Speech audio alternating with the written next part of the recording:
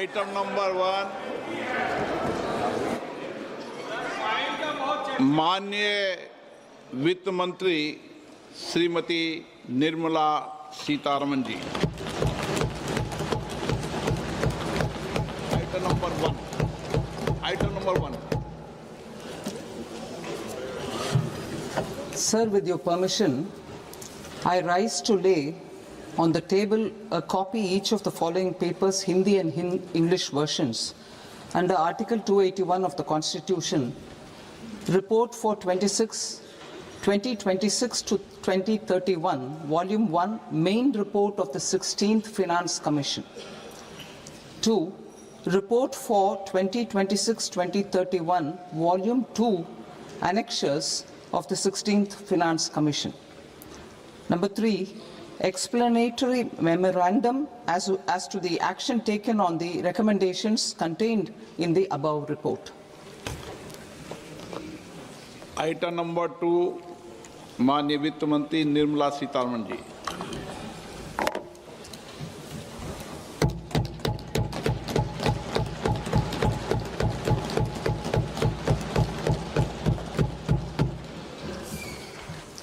Honorable Speaker, sir, on the sacred occasion of Magh Purnima and the birth anniversary of Guru Ravidas, I present the budget for the year 2026-2027. Since we assumed office 12 years ago, India's economic trajectory has been marked by stability, fiscal discipline, sustained growth, and moderate inflation. This is the result of conscious choices we have made, even in times heightened uncertainty and disruption. Our government, led by Honorable Prime Minister Modi, has decisively and consistently chosen action over ambivalence, reform over rhetoric, and people over populism. We have pursued far-reaching structural reforms, fiscal prudence and monetary stability, whilst maintaining a strong thrust on public investment. Keeping Atmanirbharta as a lodestar, we have built domestic manufacturing capacity, energy security, and reduced critical import dependencies. Simultaneously, we have ensured that citizens benefit from every action of the government, undertaking reforms to support employment generation, agricultural productivity, household purchasing power, and universal services to people.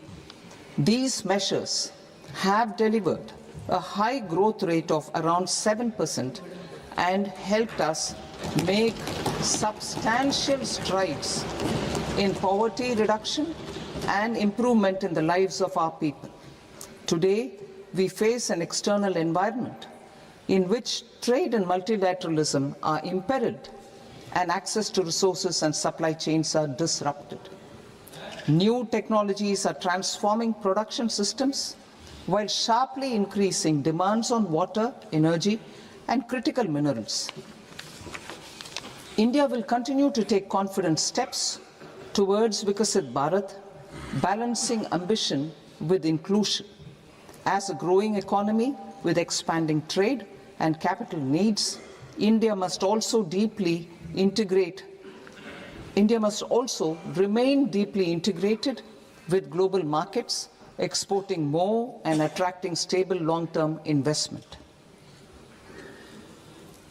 As I begin Part A, I want to express my gratitude to the people for standing firmly with us as we forge our way together towards becoming one of the largest economies of the world.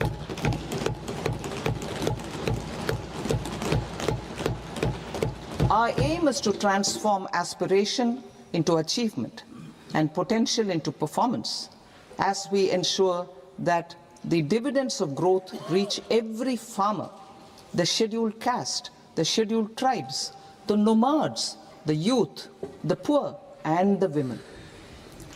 In Viksit Bharat Young Leaders Dialogue 2026, several innovative ideas were shared with our Prime Minister, which have inspired many of the proposals, making this a unique Yuva Shakti-driven budget. Our government's sankalp is to focus on our poor, underprivileged, and the disadvantaged. To deliver on this sankalp, and given that this is the first budget prepared in Kartavya Bhavan, we are inspired by three Kartavya. Our first Kartavya is to accelerate and sustain economic growth by enhancing productivity and competitiveness and building resilience to volatile global dynamics. Our second Kartavya is to fulfill aspirations of our people and build their capacity, making them strong partners in India's path to prosperity. Our third Kartavya, aligned with our vision of Sabka Saath, Sabka Vikas, is to ensure that every family, community, region, and sector has access to resources, amenities, and opportunities for meaningful participation. This threefold approach requires a supportive ecosystem. The first requirement is to sustain the momentum of structural reforms, continuous, adaptive, and forward-looking.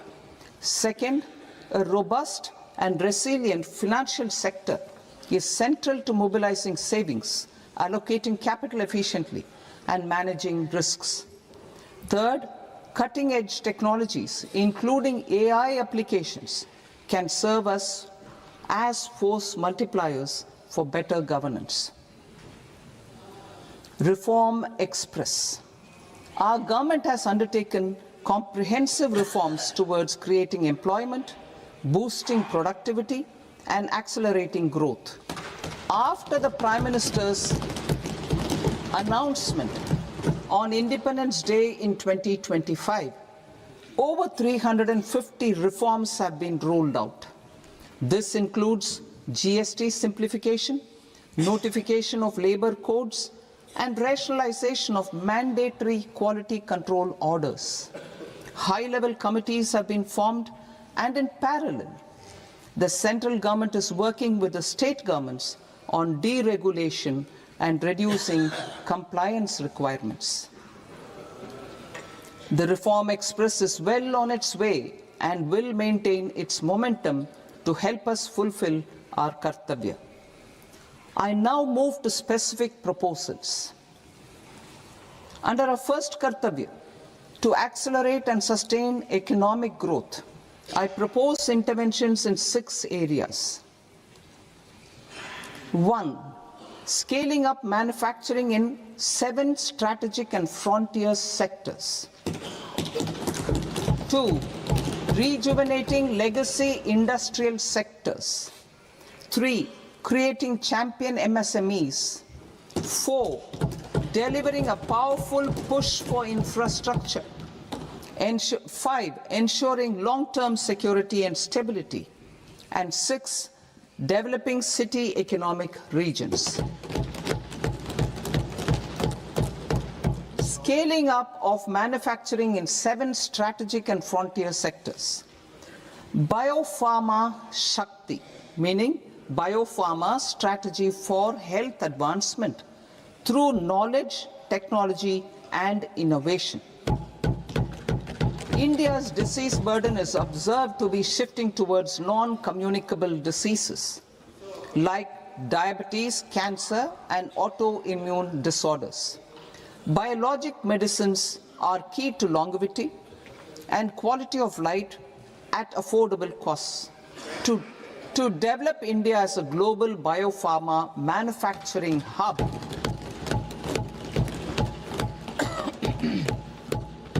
I propose the Biopharma Shakti with an outlay of 10,000 crores over the next 5 years.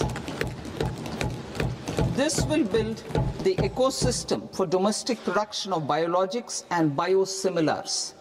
The strategy will include a biopharma-focused network with 3 new national institutes of pharmaceutical education and research, popularly known as NIPERS, and upgrading 7 existing ones.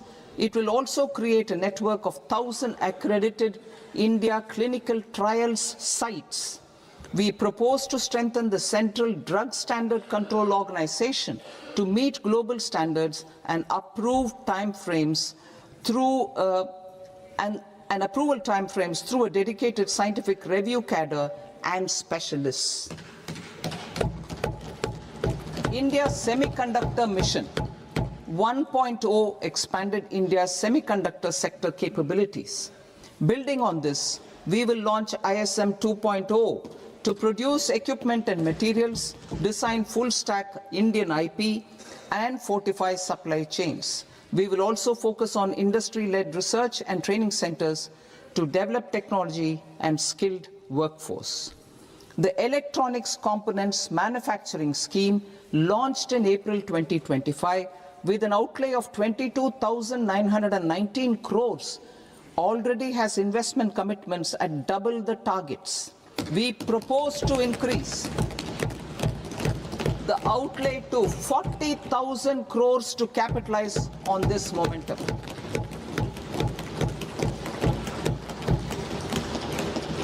A scheme for rare earth permanent magnets was launched in 2025 November. We now propose to support the mineral-rich states of Odisha, Kerala, Andhra Pradesh, and Tamil Nadu to establish dedicated rare earth corridors to promote mining, processing, research, and manufacturing. To enhance domestic chemical production and reduction import dependency and reduce import dependency, we will launch a scheme to support states in establishing 3 dedicated chemical parks through challenge route on a cluster-based plug-and-play model. Strong capital goods.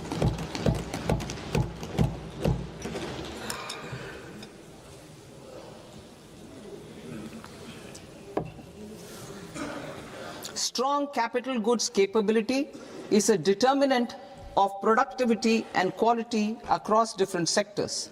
Towards building this capacity, I propose the following. High-tech tool rooms will be established by central public sector enterprises at 2 locations as digitally enabled automated service bureaus that locally design, test, and manufacture high-precision components at scale and at lower cost. 2. A scheme for enhancement of construction and infrastructure equipments will be introduced to strengthen domestic manufacturing of high value and technologically advanced CIE. This can range from lifts in a multi-storied apartment or firefighting equipment in multiplexes, large or small, and to tunnel boring equipments for building metros and high-altitude roads. I also propose a scheme for container manufacturing to create a globally competitive container manufacturing ecosystem with a budgetary allocation of 10,000 crores over a 5-year period. For the labor-intensive textile sector, I propose an integrated program with 5 subparts. 1. The National Fiber Scheme for self-reliance in natural fibers, such as silk, wool, and jute, man-made fibers, and new-age fibers. Textile expansion and employment scheme to modernize traditional clusters with capital support for machinery, technology upgradation, and common testing and certification centers. 3. The National Handloom and Handicraft Program to integrate and strengthen existing schemes and ensure targeted support for weavers and artisans. Tex Eco Initiative to promote globally competitive and sustainable textiles and apparels. Samarth 2.0 to modernize the upgrade the textile skilling ecosystem through collaboration with industry and academic institutions. Further, I propose to set up mega textile parks in challenge mode. They can also focus on bringing value addition to technical textiles. I propose to launch the Mahatma Gandhi Gram Swaraj initiative to strengthen khadi, handloom and handicrafts. This will help in global market linkage and branding. It will streamline and support training, skilling, quality of process and production. This will benefit our weavers, village industries, One District, One Product ODOP initiative, and also our rural youth. India has the potential to emerge as a global hub for high quality, affordable sports goods.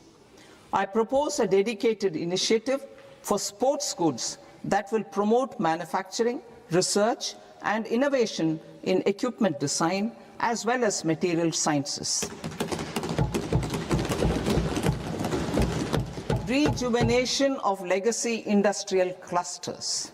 I propose to introduce a scheme to revive 200 legacy industrial clusters to improve their cost competitiveness and efficiency through infrastructure and technology upgradation.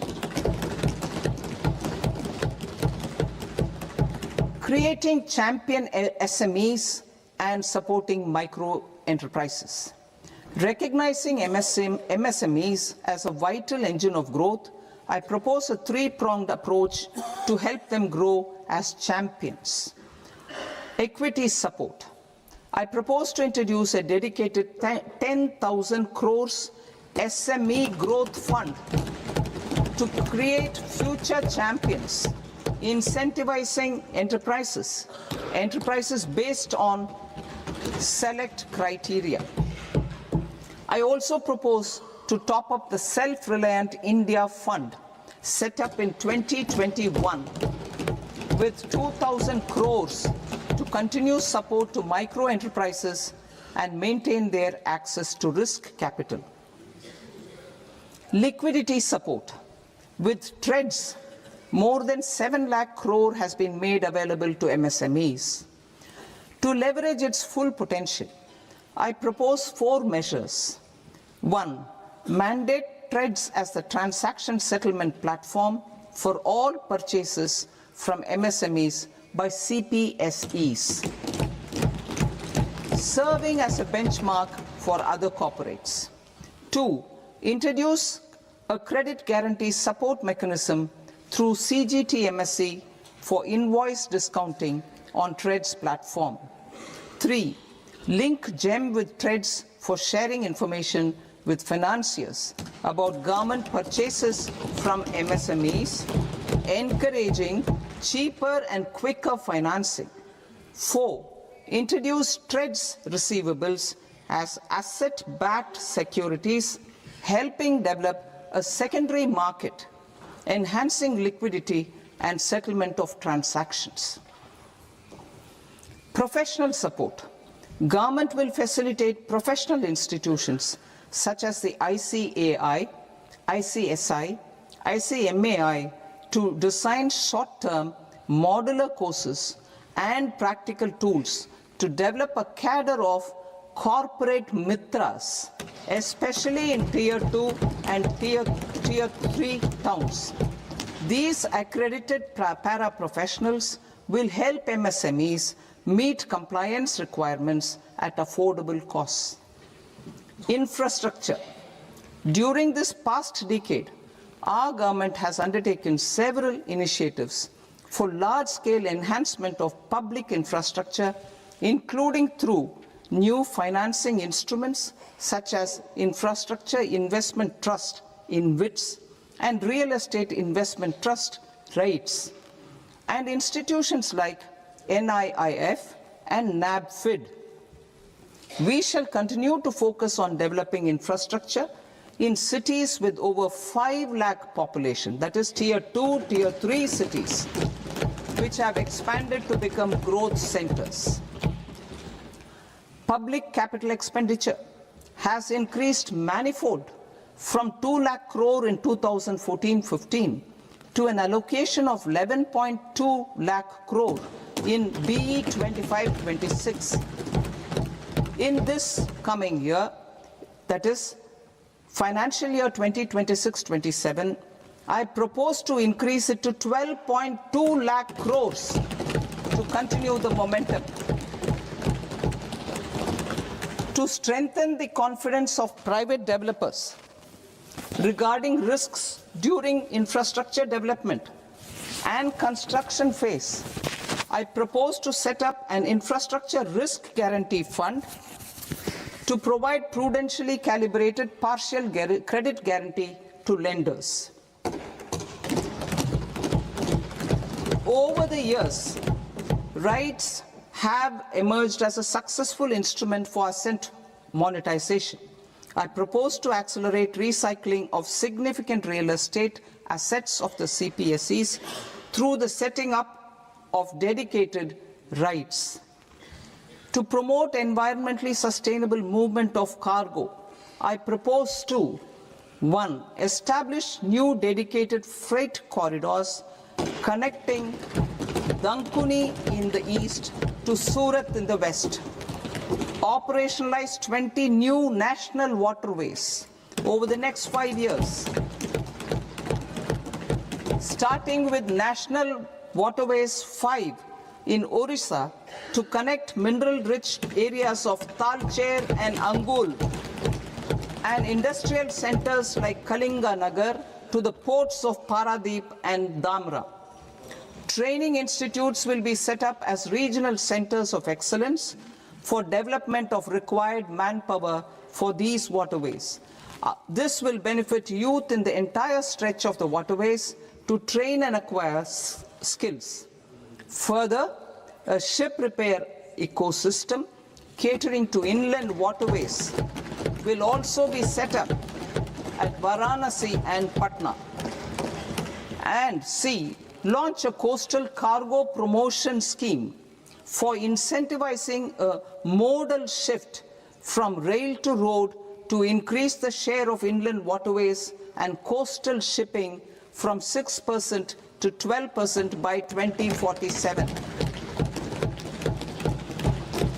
To enhance last mile and remote connectivity and promote tourism, I propose to give incentives to indigenize manufacturing of seaplanes. A seaplane VGF scheme will be also introduced to provide support for operations. Carbon capture, utilization and storage. Aligning with the roadmap launched in December 2025, the carbon capture, utilization and storage technologies at scale will achieve higher readiness and in end-use application across 5 industrial sectors, including power, steel, cement, refineries, and chemicals. An outlay of 20,000 crore is proposed over the next 5 years for this purpose. City economic regions. Cities are India's engines of growth, innovation, and opportunities. We shall now focus on Tier 2, Tier 3 cities, and even temple towns, which need modern infrastructure and basic amenities. This budget aims to further amplify the potential of cities to deliver the economic power of agglomerations by mapping city economic regions based on their specific growth drivers. An allocation of 5,000 crore per CER over 5 years is proposed for implementing their plans through a challenge mode with a reform-cum-result-based financing mechanism. In order to promote environmentally sustainable passenger systems, we will develop 7 high-speed rail corridors between cities as growth connectors, namely Mumbai to Pune, Pune to Hyderabad, Hyderabad to Bengaluru, Hyderabad to Chennai, Chennai to Bengaluru, Delhi to Varanasi, Varanasi to Siliguri.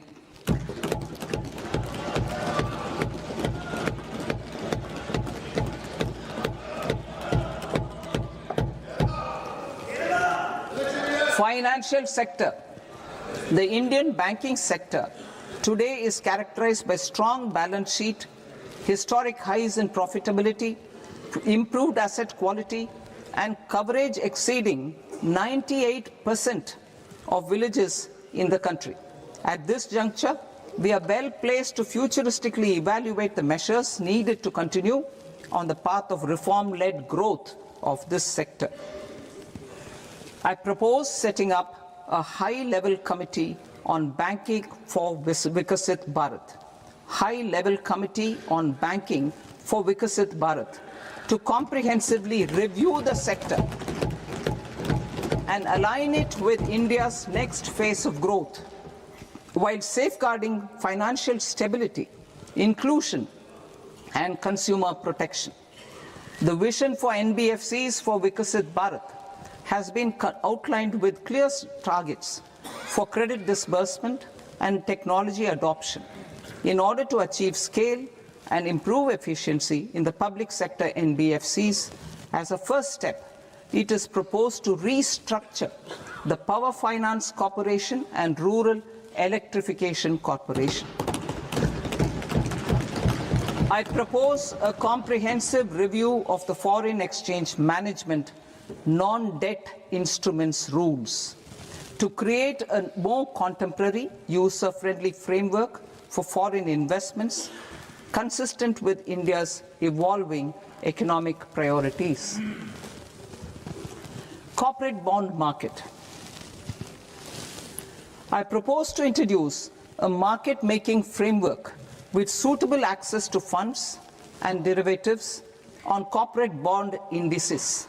I also propose to introduce total return swaps on corporate bonds. Municipal bonds. To encourage the issuance of municipal bonds of higher value by larger cities, I propose an incentive of 100 crore rupees for a single bond issuance. 100 crore rupees for a single bond issuance of more than 1,000 crore. The current scheme under Amrit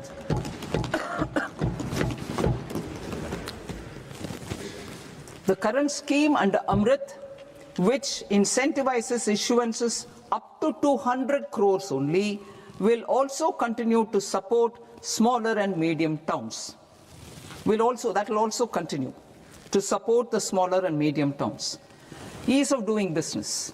Individual persons resident outside India, PROI, will be permitted to invest in equity instruments of listed Indian companies through the Portfolio Investment Scheme. It is also proposed to increase the investment limit for an individual PROI under the scheme from 5% to 10%, with an overall investment limit for all individual PROIs to 24% from the current 10%. Emerging technologies including AI. 21st century is technology driven. Adoption of technology is for the benefit of all people. Farmers in the field, women in STEM, youth keen to upskill, and Divyangjan to access newer opportunities. The government has taken several steps to support new technologies through AI Mission, National Quantum Mission, Anusandhan National Research Fund, and Research and Development and Innovation Fund. Our second kartavya is to fulfill aspirations and build capacities. Close to 25 crore individuals have come out of multi-dimensional poverty through a decade of our government's sustained and reform-oriented efforts.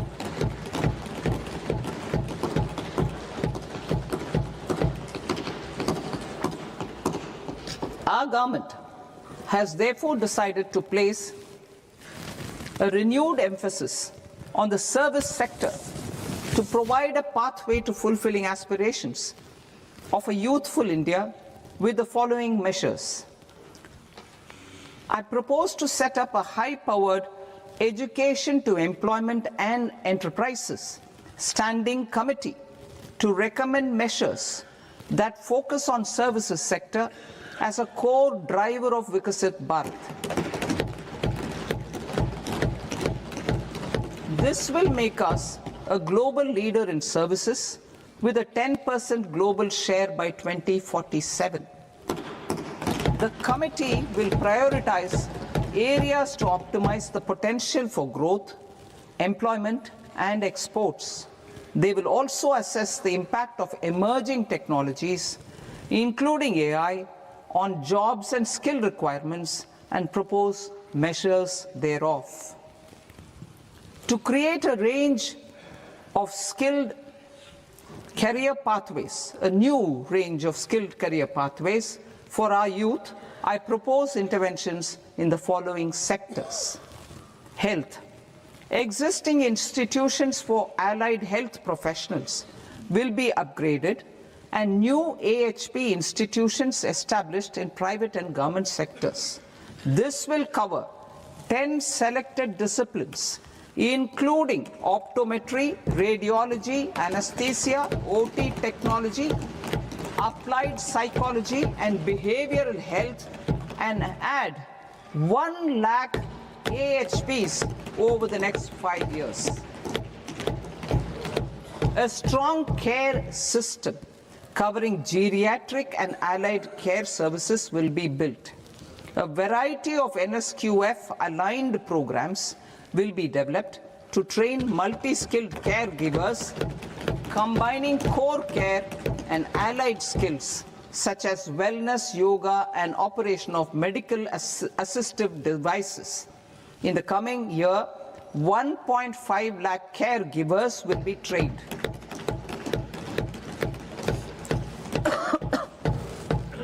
Hubs for medical value tourism. To promote India as a hub for medical tourism services, I propose to launch a scheme to support states in establishing 5 regional medical hubs in partnership with the private sector. These hubs will serve as integrated healthcare complexes that combine medical, educational, and research facilities. They will have Ayush centers, medical value tourism facilitation centers, and infrastructure for diagnostics, post-care, and rehabilitation. These hubs will provide diverse opportunities, job opportunities for health professionals, including doctors and AHPs. Ancient Indian yoga, already respected in several parts of the world, was given a mass global recognition when Honorable Prime Minister took it to the UN. Post-COVID, Ayurveda gained a similar global acceptance and recognition. Exporting quality Ayurveda products helps farmers who grow the herbs and youth who process the products. To meet growing global demand, a few more steps are being taken. I propose to 1. Set up 3 new All India Institutes of Ayurveda. 2. Upgrade Ayush pharmacies and drug testing labs for higher standards of certification ecosystem and make available more skilled personnel. 3. Upgrade the WHO Global Traditional Medicine Center in Jamnagar to bolster evidence-based research, training, and awareness for traditional medicine. Animal husbandry. Livestock contributes to close to 16% of farm income, including of poor and marginal households. To scale up availability of veterinary professionals by more than 20,000, I propose to roll out a loan-linked capital subsidy support scheme for establishment of veterinary and para-veterinary colleges, veterinary hospitals, diagnostic laboratories, and breeding facilities in private sector. Collaboration between Indian and foreign institutions will also be facilitated. Orange economy. India's animation, visual effects, gaming and comics sector, AVGC sector, is a growing industry projected to require 2 million professionals by 2030. I propose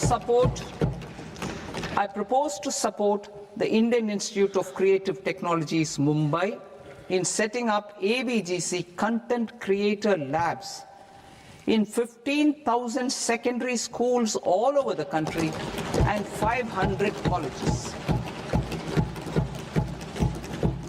The Indian design industry is expanding rapidly, and yet there is a shortage of Indian designers.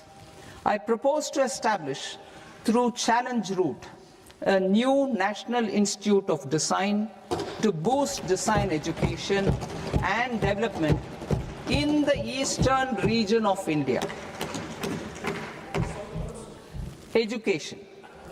Our government will support states through Challenge Route in creating 5 university townships in the vicinity of major industrial and logistics corridors.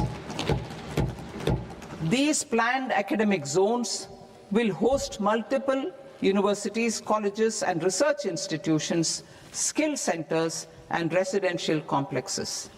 In higher education, STEM institutions, prolonged hours of study and laboratory work pose some challenges for girl students. Through VGF, Viability Gap Funding and capital support, one girls' hostel will be established in every district.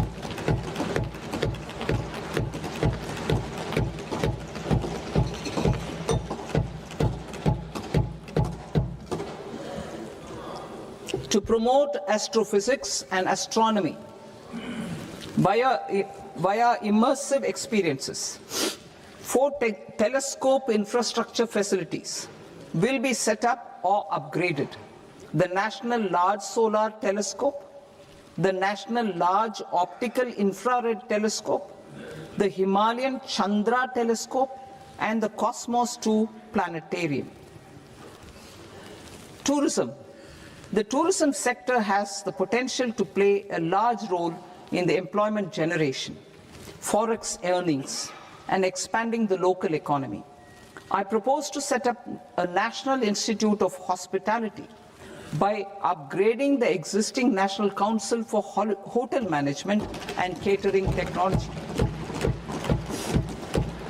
It will function as a bridge between academia, industry, and government. I also propose a pilot scheme for upskilling 10,000 guides in 20 iconic tourist sites through a standardized, high-quality, 12-week training course in hybrid mode in collaboration with the Indian Institute of Management. A national destination digital knowledge grid will be established to digitally document all places of significance, cultural, spiritual, and heritage. This initiative will create a new ecosystem of jobs for local researchers, historians, content creators, and technology partners. India has the potential and opportunity to offer world-class trekking and hiking experience. We will develop ecologically sustainable mountain trails in Himachal Pradesh, Uttarakhand, and Jammu Kashmir. Also in Araku Valley in the Eastern Ghats and Podigai Malai in the Western Ghats. Turtle trails along key nesting sites in the coastal areas of Odisha Karnataka and Kerala. And 3, bird watching trails along the Pulikat Lake in Andhra Pradesh, Tamil Nadu. It's on the border. Under the visionary leadership of Honorable Prime Minister, we established the International Big Cat Alliance in 2024. This year, India is hosting the first ever Global Big Cat Summit, where heads of governments and ministers from 95 range countries will deliberate on collective strategies for conservation. Heritage and culture tourism.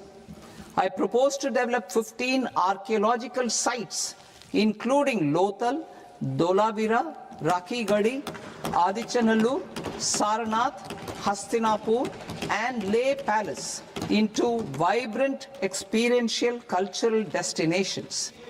Excavated landscapes will be open to the public through curated walkways. Immersive storytelling skills and technologies will be introduced to help conservation labs, interpretation centers, and guides. The sports sector provides multiple means of employment, skilling, and job opportunities.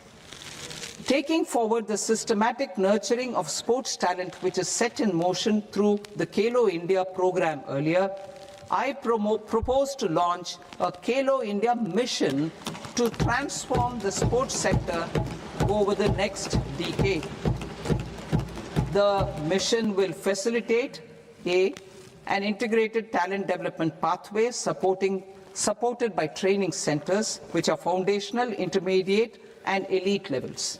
B, systematic development of coaches and support staff.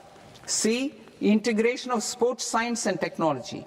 D, competitions and leagues to promote sports culture and provide platforms.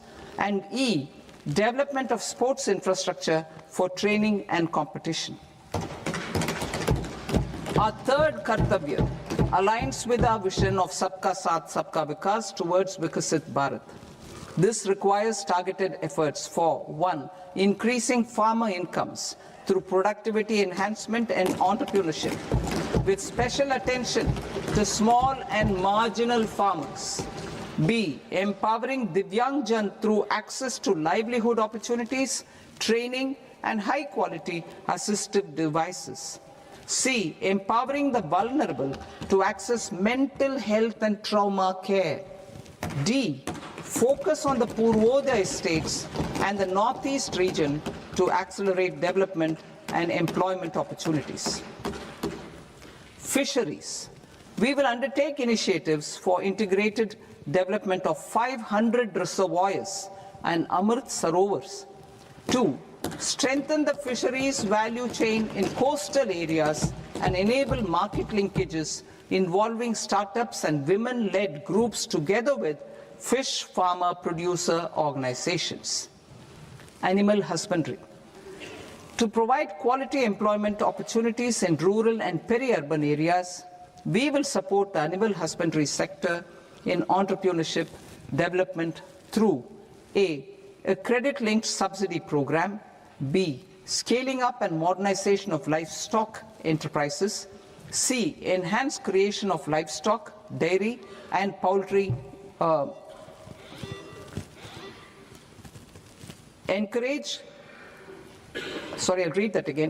creation of livestock, dairy, and poultry-focused integrated value chains, and D, encourage creation of livestock farmer-producer organizations. High-value agriculture. To diversify farm outputs, increase productivity, enhance farmers' incomes, and create new employment opportunities, we will support high-value crops such as coconut, sandalwood, cocoa, cashew in the coastal areas, agar trees in northeast, and nuts such as almonds, walnuts, and pine nuts in our hilly regions. These, all of them, will be supported. India is the world's largest producer of coconuts. About 30 million people including nearly 10 million farmers, depend on coconuts for their livelihood. To further enhance competitiveness in coconut production, I propose a coconut promotion scheme to increase production and enhance productivity through various interventions, including replacing and non-productive trees with new saplings or plants or varieties in major coconut growing states. A dedicated program is proposed for Indian cashew and cocoa to make India self-reliant in raw cashew and coconut production and processing, enhance export competitiveness, and transform Indian cashew and Indian cocoa into premium global brands by 2030. Sandalwood. Sandalwood is closely linked to India's social and cultural heritage.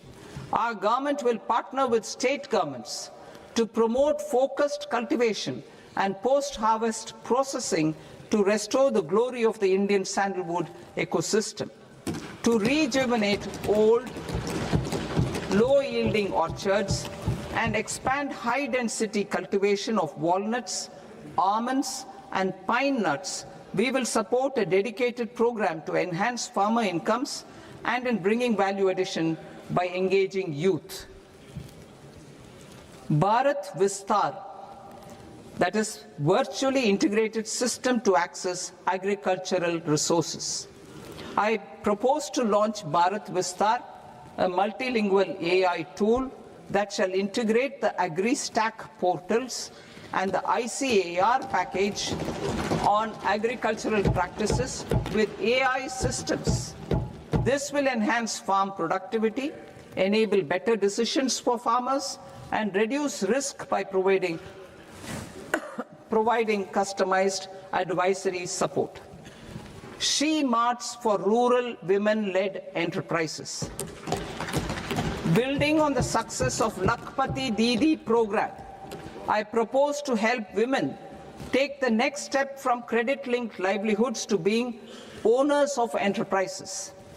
Self-help entrepreneur, She Marts will be set up as community-owned retail outlets within the cluster-level federations through enhanced and innovative financing instruments. Empowering Divyangjan. Divyangjan Kaushal Yojana.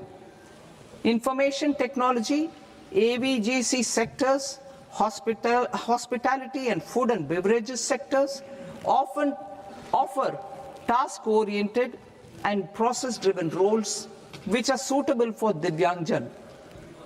We will ensure dignified livelihood opportunities through industry-relevant and customized training specific to each Divyangjan group. Divyang Sahara Yojana.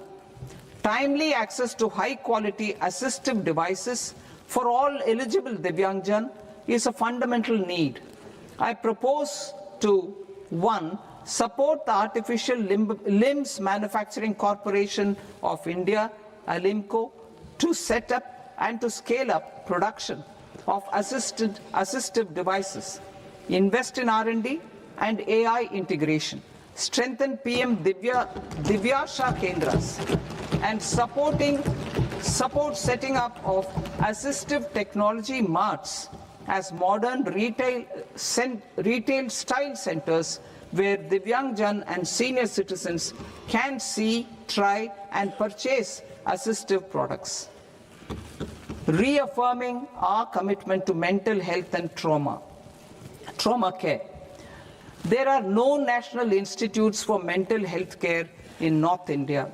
We will therefore set up a NIMHANS 2 and also upgrade national mental health institutes in Ranchi and in Tezpur as regional apex institutions.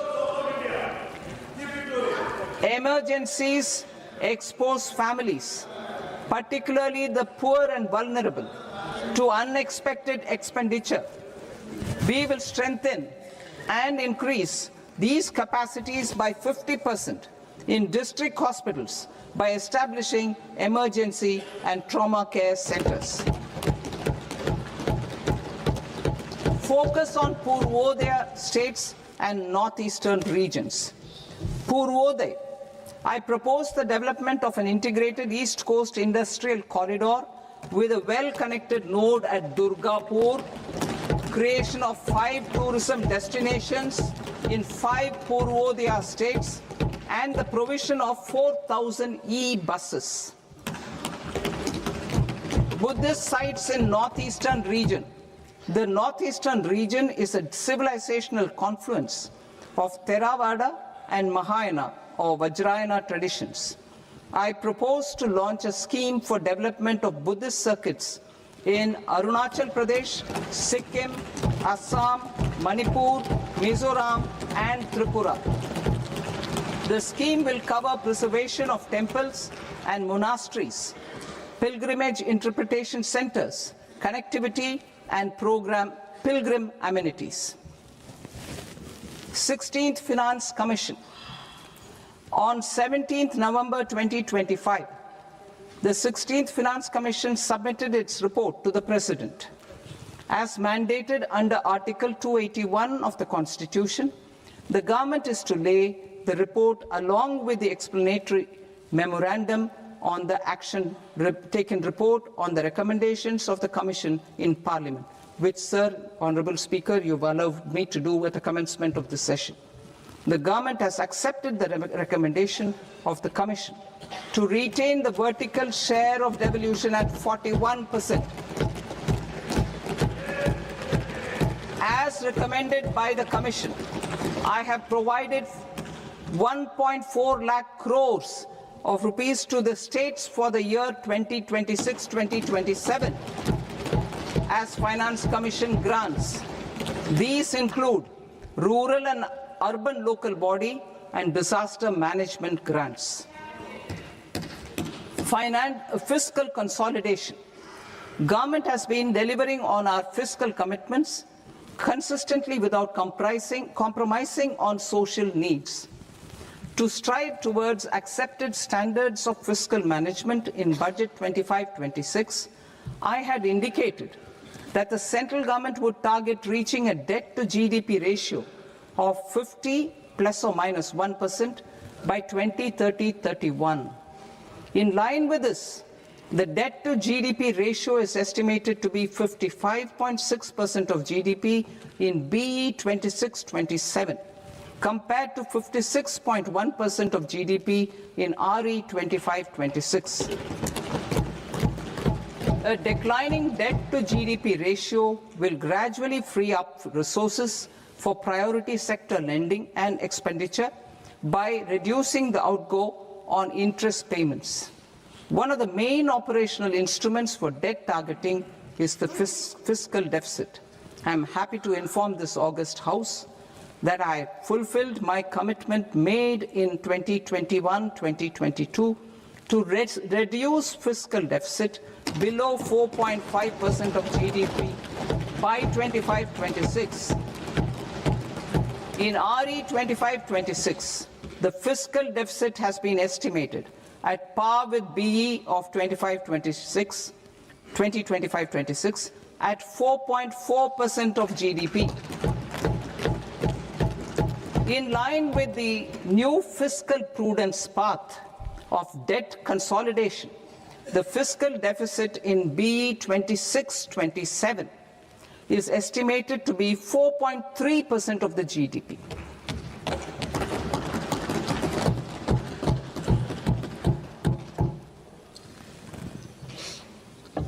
The revised estimates of the non-debt receipts are 34 lakh crore rupees, of which the centre's net tax receipts are 26.7 lakh crore. The revised estimate of the total expenditure is 49.6 lakh crore rupees, of which the capital expenditure is about 11 lakh crores. Budget estimates 2026 to 2027. Coming to 26-27, the non-debt receipts and the total expenditure are estimated as 36.5 lakh crore and 53.5 lakh crore respectively. The centre's net tax receipts are estimated at 28.7 lakh crore rupees.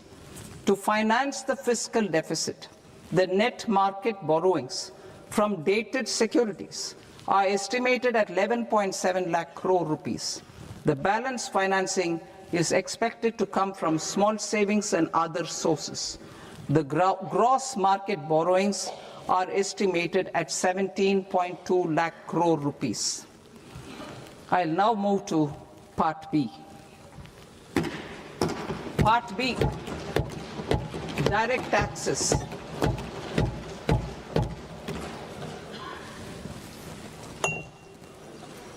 Honorable Speaker, sir, I now present my proposals on direct taxes. New Income Tax Act. In July 2024, I announced a comprehensive review of the Income Tax Act 1961. This was completed in a record time, and the Income Tax Act 2025 will come into effect from 1st April 2026. The simplified income tax rules and forms will be notified shortly, giving adequate time to taxpayers to acquaint themselves with its requirements. The forms have been redesigned such that ordinary citizens can comply without difficulty. Ease of living. I propose that any interest awarded by the Motor Accident Claims Tribunal to a natural person will be exempt from income tax, and any TDS on this account will be done away with. I propose to reduce TCS rate on the sale of overseas tour program package from the current 5% and 20% to 2% without any stipulation of amount. I propose to reduce TCS rate for pursuing education and for medical purposes under the Liberalized Remittance Scheme, popularly known as LRS, from 5% to 2%. Supply of manpower services is proposed to be specifically brought within the ambit of payment to contractors for the purpose of TDS to avoid ambiguity. Thus, TDS on these services will be at the rate of either 1% or 2% only. I propose a scheme for small taxpayers, wherein a rule-based automated process will enable obtaining a lower or nil deduction certificate instead of filing an application with the assessing officer. For the ease of taxpayer holding securities in multiple companies, I propose to enable depositories to accept Form 15G or Form 15H from the investor and provide it directly to various relevant companies. I propose to extend time available for revising returns from 31st December to up to 31st March with the payment of a nominal fee. I also propose to stagger the timeline for filing of tax returns. Individuals with ITR 1 and ITR 2 returns will continue to file till 31st July, and non-audit business cases or trusts are proposed to be allowed time till 31st August. TDS on sale of immovable property by a non-resident is proposed to be deducted and deposited through resident buyers and his or her PAN-based challan instead of requiring a TAN, which is a temporary accounting number. To address practical issues of small taxpayers like students, young professionals, tech employees, relocated NRIs, and such others, I propose to introduce a one-time 6-month foreign asset disclosure scheme for these taxpayers to disclose income or assets below a certain size. This scheme would be applicable for two categories of taxpayers, namely, A, who did not disclose their overseas income or assets, and B, who disclose their overseas income and or paid due tax but could not declare the asset acquired. For category A, the limit of undisclosed income or asset is proposed to be up to 1 crore rupees. They need to pay 30% of fair market value of asset or 30% of undisclosed income as tax and 30% as additional income tax in lieu of penalty and would thereby get immunity from prosecution. For category B, asset value is proposed to be up to 5 crore rupees. Here, immunity from both penalty and prosecution will be available with a payment of fee of 1 lakh rupees. Rationalizing penalty and prosecution. Multiplicity of proceedings are hindrance to the ease of doing business. I propose to integrate assessment and penalty proceedings by way of a common order for both. There will be no interest liability on the taxpayer on the penalty amount for the period of appeal before the first appellate authority, irrespective of the outcome of appeal process. Further, quantum of prepayment is being reduced from 20% to 10% and will continue to be calculated only on core tax demand. As an additional measure for reducing litigation, I propose to allow taxpayers to update their returns even after reassessment proceedings have been initiated, and an additional 10% tax rate over and above the rate applicable for the relevant year. The assessing officer will then use only this updated return in his proceedings. There is already a framework for immunity from penalty and prosecution in the cases of underreporting. I propose to apply this framework for immunity to misreporting too. However, in such a case, the taxpayer will need to pay 100% of the tax amount as an additional income tax over and above the tax and interest due.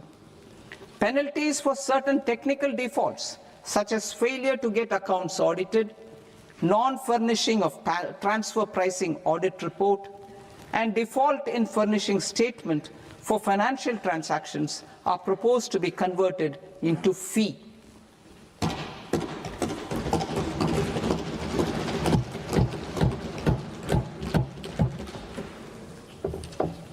I propose to rationalize prosecution framework under Income Tax Act while maintaining a careful balance for deterrence in some serious offence.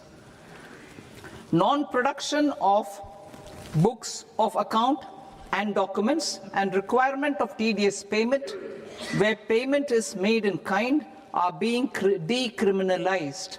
Further, minor offences will attract fine only.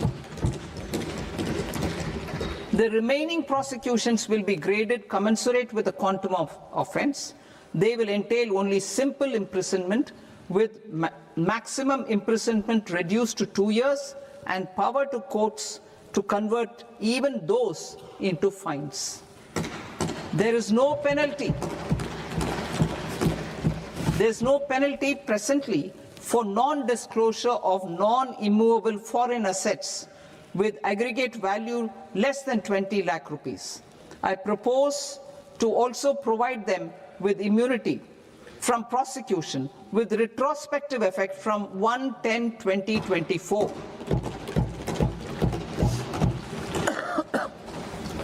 Cooperatives.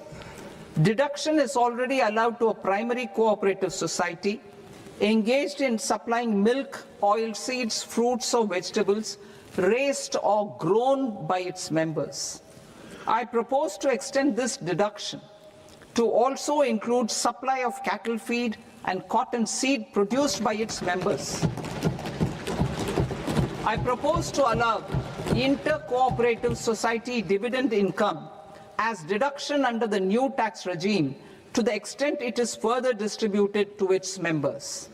I further propose to allow exemption for a period of 3 years to dividend income received by a notified national cooperative federation on their investments made in companies up to 31/1/2026. This exemption would be allowed only for dividends further distributed to its member cooperatives. Supporting IT sector as India's growth engine. India is a global leader in software development services, IT-enabled services, knowledge process outsourcing services, and contract R&D services relating to software development. These businesses and their segments are quite interconnected with each other. All these services are proposed to be clubbed under a single category of information technology services with a common safe harbor margin of 15.5% applicable to all. The threshold for availing safe harbor for IT services is being enhanced substantially from 300 crore rupees to 2,000 crore rupees. Safe harbor for IT services shall be approved by an automated rule-driven process without any need for tax officer to examine and accept the application. Once applied by an IT services company, the same safe harbor can be continued for a period of 5 years at a stretch at its choice. For IT services companies who want to conclude advanced pricing agreement, APA, I propose to fast-track unilateral APA process for IT services and endeavor to conclude it within a period of 2 years. The period of 2 years can be extended by a further period of 6 months on taxpayers' request. I propose to extend the facility of modified returns available to the entity entering APA to its associated entities also. Attracting global business and investment. Recognizing the need to enable critical infrastructure and boost investment in data centers, I propose to provide tax holiday till 2047 to any foreign company that provides cloud services to customers globally by using data center services from India. It will, however, need to provide services to Indian customers through an Indian reseller entity. I also propose to provide a safe harbor of 15% on cost in case the company providing data center services from India is a related entity. To harness the efficiency of just-in-time logistics for electronic manufacturing, I propose to provide safe harbor to non-residents for component warehousing in a bonded warehouse at a profit margin of 2% of the invoice value. The resultant tax of about 0.7% will be much lower than in competing jurisdictions. To provide fillip to toll manufacturing in India, I propose to provide exemption from income tax for 5 years to any non-resident who provides capital goods, equipment, or tooling to any toll manufacturer in a bonded zone. To encourage vast pool of global talent to work in India for a longer period of time, I propose to provide exemption to global, non-India sourced income of a non-resident expert for a stay period of 5 years under notified schemes. I propose to provide exemption from minimum alternate tax, the MAT, to all non-residents who pay tax on presumptive basis. Tax administration. I propose to constitute a joint committee of Ministry of Corporate Affairs and Central Board of Direct Taxes for incorporating the requirements of income computation and disclosure standards, the ICDS, in the Indian Accounting Standards, IND AS itself. Separate accounting requirement based on ICDS will be done away with from the tax year 27-28.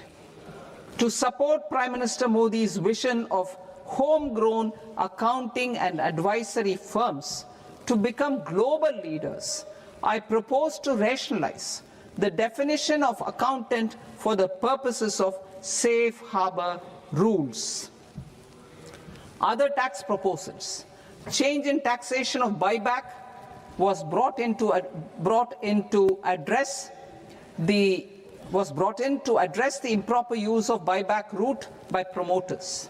In the interest of minority shareholders, I propose to tax buyback for all types of shareholders as capital gains. However, to disincentivize misuse of tax arbitrage, promoters will pay an additional buyback tax. This will make effective tax 22% for corporate promoters. For non-corporate promoters, the effective tax will be 30%. TCS rate for sellers of specific goods, namely alcoholic liquor, scrap, and minerals, will be rationalized to 2%, and that on tendu leaves will be reduced from 5% to 2%. I propose to raise the STT on futures to 0.05% from the present 0.02%. STT on options premium and exercise of options are both proposed to be raised to 0.15% from the present rate of 0.1% and 0.125% respectively. We reformed the taxation landscape for corporates in 2019 by providing them a simplified regime with lower tax rate so that they could productively focus on business rather than on claim of deductions and exemptions. To encourage companies to shift to the new regime, set off of brought forward MAT credit, minimum alternate tax credit, is proposed to be allowed to companies only in the new regime. Set off using available MAT credit is proposed to be allowed to an extent of 1/4 of the tax liability in the new regime. MAT is proposed to be made final tax, so there will be no further credit accumulation from 1st April 2026. In line with this change, the rate of final tax is being reduced to 14% from the current MAT rate of 15%. The brought forward MAT credit of taxpayers accumulated till 30th March 2026 will continue to be available to them for set-off as above. Indirect taxes. I shall now take up proposals related to indirect taxes. My proposals for customs and central excise aim to further simplify the tariff structure, support domestic manufacturing, promote export competitiveness, and correct inversion in duty. To continue weeding out long-continuing customs duty exemptions, I propose to remove certain exemptions on items which are being manufactured in India or where the imports are negligible. Similarly, to further simplify the process of ascertaining the rate of duty applicable on a particular item, I propose to incorporate certain effective rates in various customs notifications to the tariff schedule itself. I shall now take up sector-specific proposals. Promotion of exports of marine, leather, and textile products. I propose to increase the limit for duty-free imports of specified inputs used for processing seafoods for export from the current 1% to 3% of FOB value of the previous year's export turnover. I also propose to allow duty-free imports of specified inputs, which is currently available for exports of leather or synthetic footwear, to exports of shoe uppers as well. I propose to extend the time period for export of final product from the existing 6 months to 1 year for exporters of leather or textile garments leather or synthetic footwear and other leather products. Energy transition and security. I propose to extend the basic customs duty exemption given to capital goods used for manufacturing lithium-ion cells for batteries to those used for manufacturing lithium-ion cells for battery energy storage systems also. I propose to exempt basic customs duty on import of sodium antimonate for use in manufacture of solar glass. Nuclear power. I propose to extend the existing basic customs duty exemption on imports of goods required for nuclear power projects till the year 2035 and expand it for all nuclear plants irrespective of their capacity. Critical minerals. It is proposed to provide basic customs duty exemption to the import of capital goods required for the processing of critical minerals in India. Biogas blended CNG. I propose to exclude the entire value of biogas while calculating the central excise duty payable on biogas blended CNG. Civil and defense aviation. I propose to exempt basic customs duty on components and parts required for the manufacture of civilian training and other aircrafts. It is proposed to exempt basic customs duty on raw materials imported for the manufacture of parts of aircraft to be used in maintenance, repair, or overall requirements by units in the defense sector. Electronics. To deepen value addition in the consumer electronics sector, I propose to exempt basic customs duty on specified parts used in the manufacture of microwave ovens. Special economic zone. To address the concerns arising about utilization of capacity by manufacturing units in the special economic zones due to global trade disruptions, I propose as a special one-time measure to facilitate sales by eligible manufacturing units in SEZs to the domestic tariff area at concessional rates of duty. The quantity of such sales will be limited to a prescribed proportion of their exports. Necessary regulatory changes will be undertaken to operationalize the measures while ensuring level playing field for the units working in the DTA. Ease of living. To rationalize the customs duty structure for goods imported for personal use, I propose to reduce the tariff rate on all dutiable goods imported for personal use from 20% to 10%. To provide relief to patients, particularly those suffering from cancer, I propose to exempt basic customs duty on 17 drugs or medicines.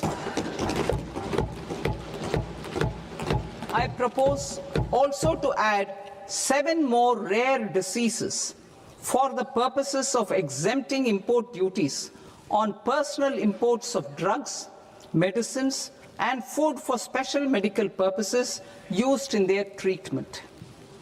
Customs process. India's role and share in the global trade is poised for a major leap in line with our ambition and journey towards Viksit Bharat. In this regard, I propose many measures for custom processes to have minimal intervention for smoother and faster movement of goods and greater certainty to the trade. Trust-based systems. I propose to enhance duty deferral period for Tier 2 and Tier 3 authorized economic operators, known as AEOs, from 15 days to 30 days. I propose to provide eligible manufacturer importers the same duty deferral facility. This should encourage them to get themselves accredited as a full-fledged Tier 3 AEO in due course. To provide greater certainty and for better business planning, I propose to extend validity period of advance ruling binding on customs from the present 3 years to 5 years. In the spirit of the whole of government approach,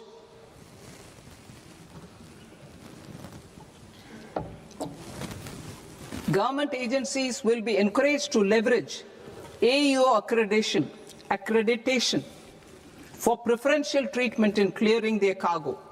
Regular importers with trusted long-standing supply chains will be recognized in the risk system so that the need for verification of their cargo every time can be minimized. Export cargo using electronic sealing. Export cargo using electronic sealing will be provided through clearance from the factory premises to the ship. For import of goods not needing any compliance, filing of bill of entry by a trusted importer and arrival of goods will automatically notify customs for completing their clearance formalities. This will enable goods to be released immediately on arrival.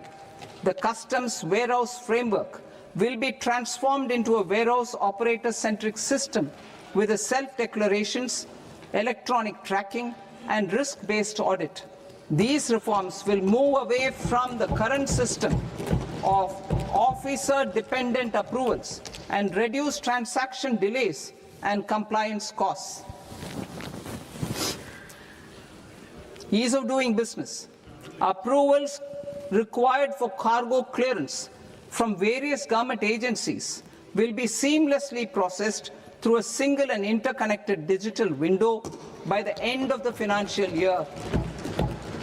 Processes involved in clearance of food, drugs, plant, and animal and wildlife products, accounting for about 70% of interdicted cargo, will be operationalized on this system by April 2026 itself.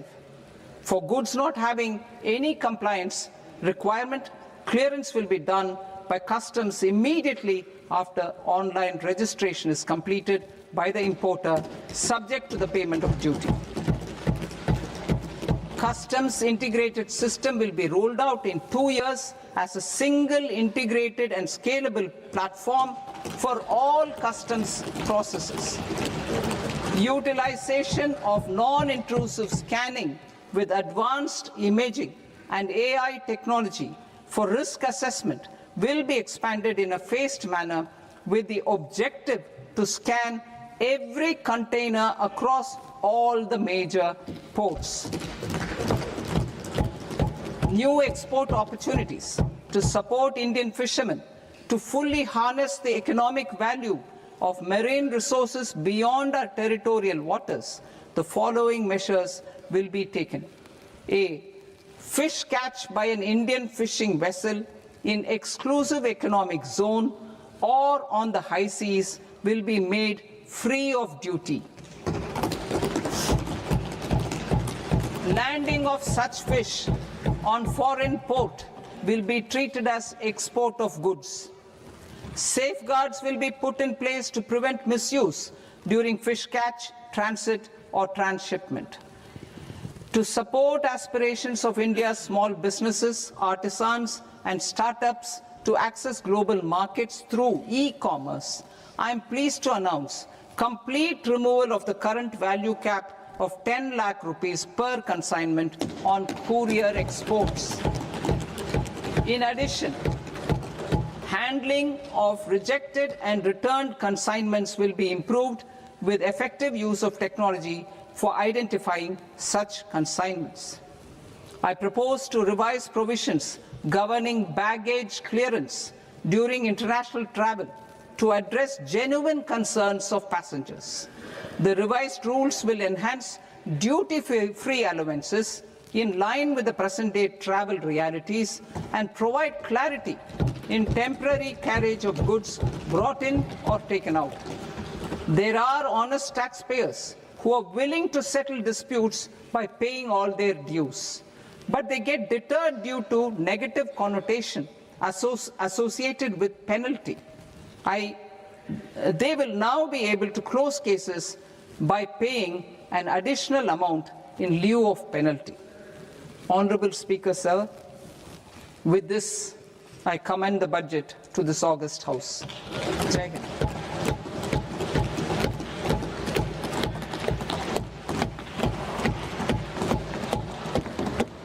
One and a half hours. Item number 3 माननीय वित्त मंत्री जी।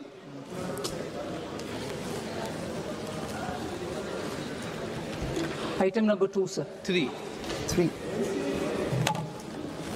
Sir, with your permission, I rise to lay on the table of the following statements under Section 3, 1 of the Fiscal Responsibility and Budget Management Act of 2003, medium-term fiscal policy cum fiscal policy strategy statement, and macroeconomic framework statement. Item number 4 माननीय वित्त मंत्री जी। Sir, with your permission, I move for leave to introduce the Finance Bill 2026. प्रश्न ये कि विधेयक को पुनर्स्थापित करने की अनुमति प्रदान की जाए। जो सदस्य इस पक्ष में हाँ गए, जो सदस्य विरोध में ना गए, मेरे विचार में निर्णय हाँ वालों के पक्ष में, हाँ वालों के पक्ष में अनुमति प्रदान की जाती है। माननीय मंत्री जी, अब विधेयक पुनर्स्थापित करें। Sir, I introduce the bill. माननीय सदस्यगण, आपको सूचित किया जाता है कि माननीय वित्त मंत्री जी के बजट भाषण की कॉपी पब्लिकेशन काउंटर पर ली जाती है। बजट भाषण और बजट से संबंधित दस्तावेज आपके मोबाइल फोन और मेंबर पोर्टल्स पर ही उपलब्ध है। सभा की कार्रवाई कल सोमवार दिनांक 2 फरवरी 2026 को प्राप्त 11 बजे तक के लिए स्थगित की